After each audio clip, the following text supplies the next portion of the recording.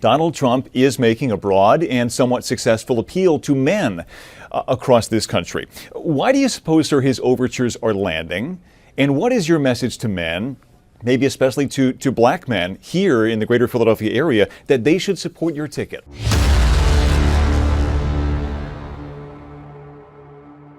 So Governor Tim Walz is back at it again when it comes to being a knucklehead, because today he absolutely embarrassed himself during a hunting trip that was really a photo op, okay? And then this new interview from ABC 6 out of Philadelphia with Brian Taff. Oh yeah, that was a disaster as well, especially when you're talking about black men voters. So what we're going to do is talk about these two stories, react to them, and obviously debunk the lies. So why don't we start with the interview where Brian Taff asked Tim Walz about what are they doing when it comes to getting black men to support Kamala Harris. Listen to this. Donald Trump is making a broad and somewhat successful appeal to men across this country. Why do you suppose, sir, his overtures are landing?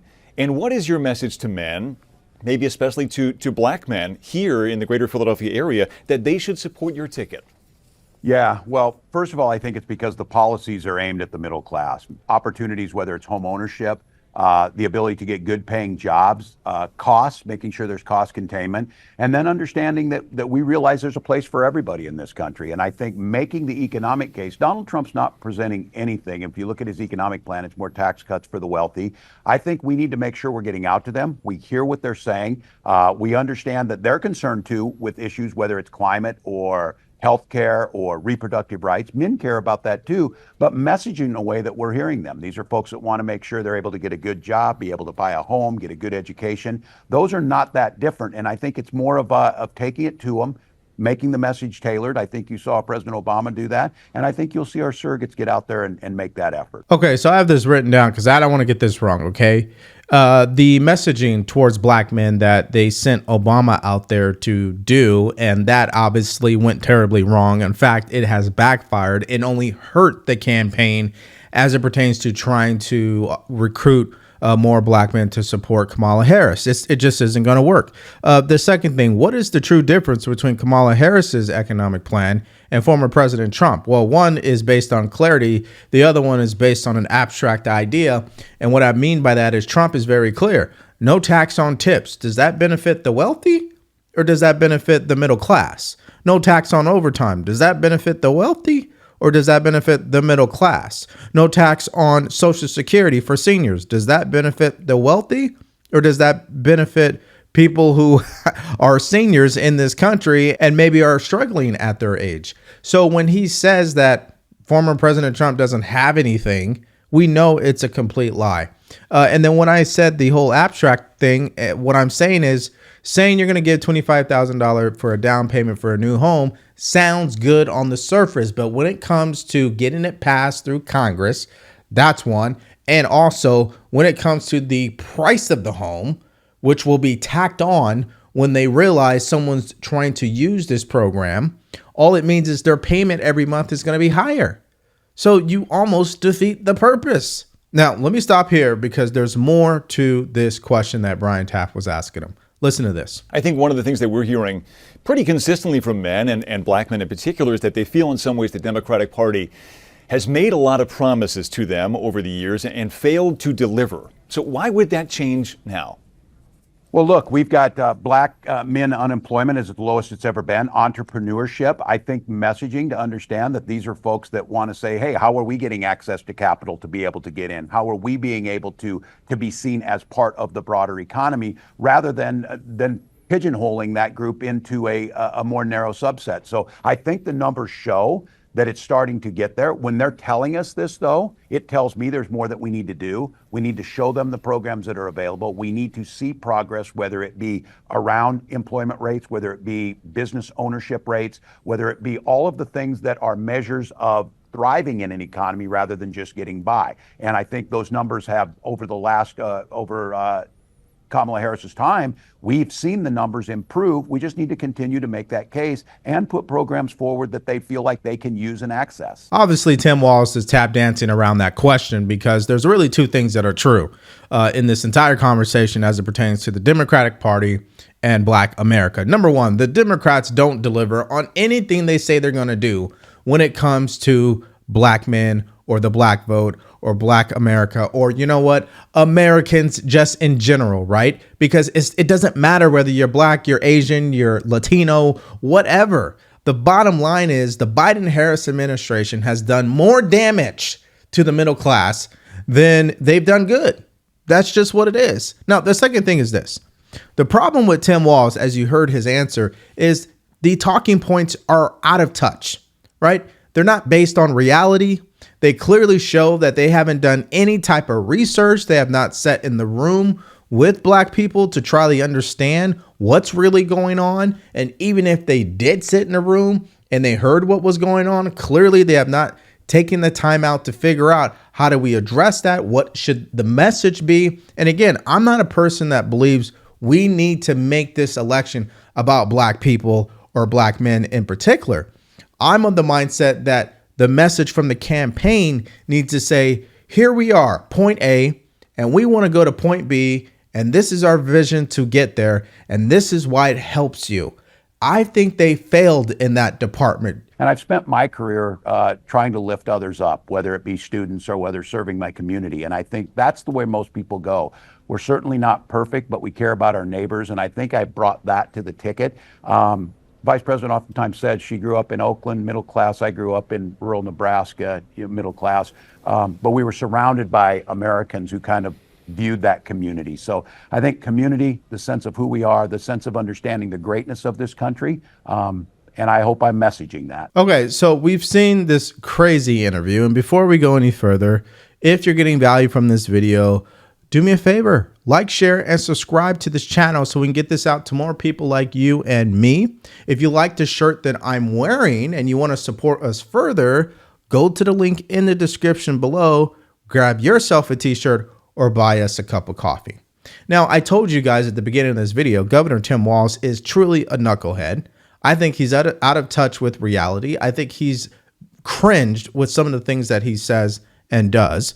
And one of the cringy things that he's done is this whole hunting trip that really was a photo op that went terribly wrong. So what I'm going to do right now is just hit play, and you're going to watch this entire thing play out, and I'm sure you're going to get a couple laughs out of it.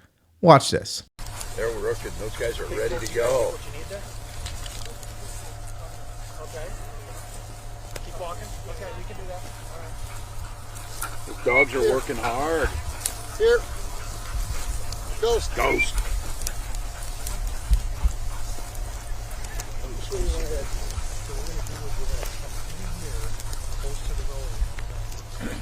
Is this all dry up that you're on? It's all dry. So basically on the other side of these willows, we started at WMA. And we're going to go to the WMA all the way down to that deer stand down there. That deer stand is actually mine. We're actually going to have to go this corner here. And we'll look back through that. Gotcha. And we're going to flush your 12 point some point in there, right? What was that? They're going to flush the 12 point that you're getting here in November. I tell you what, Governor, I can show you a video later in springtime. I stood out here and I watched 45 deer run across the field. They must winter here. We'll be flushing them. Yeah, they'll be getting up for sure. All right. All right, are we ready to go? You guys. Yeah, you can just. I'm ready. Yeah, I'm cool if you just keep walking and Okay. walking in this line. All right. Gotta say this is a first for a pheasant hunt for me. I know.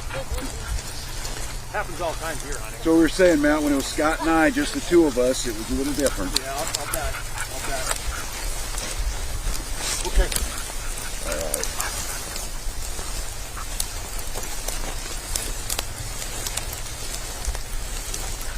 All right, we're gonna fall back. Okay. So folks from the media. Those contrails don't create hurricanes, by the way. That's just my pro tip of the day there. Let her go up. Oh, they're coming up through this edge. And I'm gonna grab a Diet Mountain Dew if we got one. Oh, yeah, let us Pound know. one down. So Thank you. the reason why I think this is worth doing is because remember that one rooster that got up, we landed over here. We can take. He'll be there. Yeah, we can take that. Those pointing dogs and run this open cover and try and get that bird. How many roosters did we see? 7 or 8. Yeah. 7 or 8. They just weren't cooperating, other They than weren't in that the youngster. And you know what? Youth. We just let youth go. You know, let youth be youth. That was a good pass. Yeah. That's my theory. And it never fits quite right. Never fits quite right. Just not quite right. How do you give it back? Governor, what kind of gun is it? This was a Beretta A400. I bought it when I was shooting a lot of trap because it has a kind of their patented thing, a kickoff. So when you get old, it doesn't hurt your shoulder as much. All right, that was just a complete joke, and I'm sure you would agree with me. All right, so here's some final points for you guys. Everything is fake about this campaign. I have yet to see anything that made me sit there and say, wow, I really think they believe that, what came out of their mouth, or wow, that really looks authentic or genuine. 99.9% of the things that they have said, that is Kamala Harris and Tim Walz, and the photo ops that they continue to do, it all screams fake, right? And this is why they have a polling issue. This is why she was one of the vice presidents with the lowest approval rating in history. And now all of a sudden, she has a high approval rating. I wonder how that happened. Oh yeah, we could thank the media for that. The second thing is this: they don't have any answers. We know that.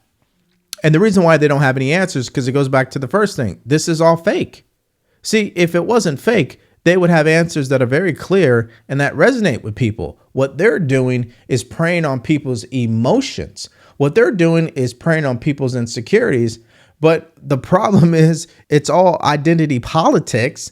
And so it's only about race. It's only about gender. It's not about the actual ideas that will make America greater. And maybe there's a side of this entire campaign where they feel that they don't really have to answer questions, that they don't have to give specifics, they don't have to go into detail about anything. Maybe they truly believe they don't have to do any of that.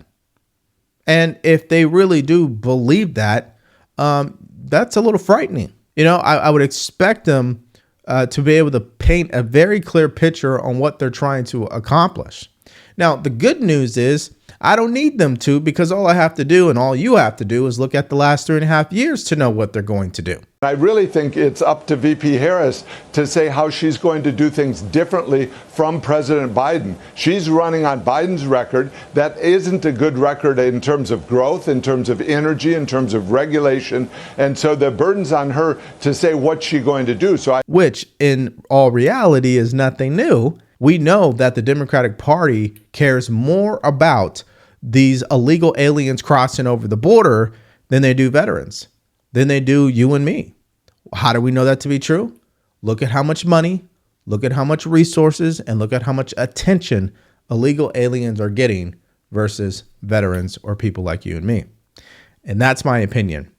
What do you guys think about Tim Walz being a knucklehead and looking stupid again, and you know, his whole photo op hunting trip, which was a complete embarrassment? It looked like he didn't even know how to handle an actual shotgun. I mean, just what a joke, okay? And then what do you guys think about this interview with Brian Taff, right? This is the same interview Kamala Harris did, where she also didn't provide any answers. And do you think they're just arrogant, or do you think they're just stupid? I want to know what your thoughts are and more in the comment section below. Now listen to this. What I believe to actually be stupid is that the Democratic Party has continued to fail when it comes to their messaging towards Black America. And if you want to see a video where we go into depth about that and how literally that has caused Kamala Harris's campaign to collapse, you can click on that video because it's coming up right now.